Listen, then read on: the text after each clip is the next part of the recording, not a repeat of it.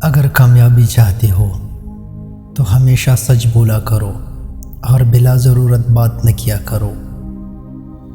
یہ نہ دیکھو کہ کون کہہ رہا ہے، بلکہ یہ دیکھو کہ کیا کہہ رہا ہے۔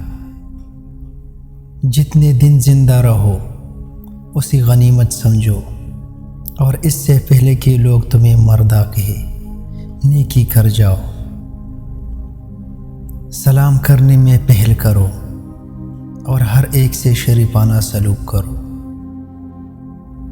اگر تو کسی ایک شخص کی تکلیف بھی دور کر دے تو یہ زیادہ بہتر کام ہے بنسبت اس کے کہ تو حج کو جائے اور راستے کے ہر پڑاؤ پر 1000 رکعت نماز پڑھتا جائے۔ مذہب صرف لوگوں کی خدمت میں ہے، تسبیح کے دانوں اور مسلح میں نہیں۔ برائی کا بدلہ برائی سے دینا آسان ہے۔ اگر تو مرد جواں ہے تو برائی کا بدلہ احسان سے دے۔ بخیل آدمی کی دولت اس وقت زمین سے باہر آتی ہے جب وہ خود زمین کے نیچے چلا جاتا ہے۔ علم کے بغیر انسان اللہ تعالیٰ کو بھی نہیں پہچان سکتا۔ مردہ انسانوں کی قبروں اور مزاروں پر جانے سے بہتر ہے کہ ہم زندہ انسانوں کے کام بنائیں۔ اللہ ہمارے کام بنائے گا۔ خوبی کہاں ضائع ہوتی ہے؟ مایوسی سے اور غصے سے۔ ان دو باتوں سے خوبی ضائع ہو جاتی ہے۔ اللہ کی تقدیر پر ایمان لانے سے ہم ہر وقت پریشان رہنے سے بچ سکتے ہیں۔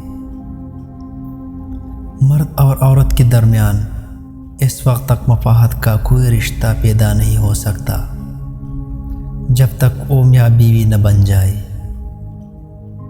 پہلے مذہب سینوں میں ہوتا تھا، آج کل ٹوپیوں میں ہوتا ہے۔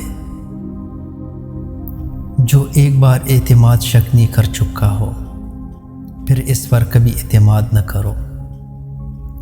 قابل رحم ہے وہ قوم جس کے پاس عقیدے تو بہت ہے مگر دل یقین سے خالی ہے۔ خدا اور موت کو کبھی نہ بھول، اپنی نیکی اور دوسروں کی بدی کو بھول جا۔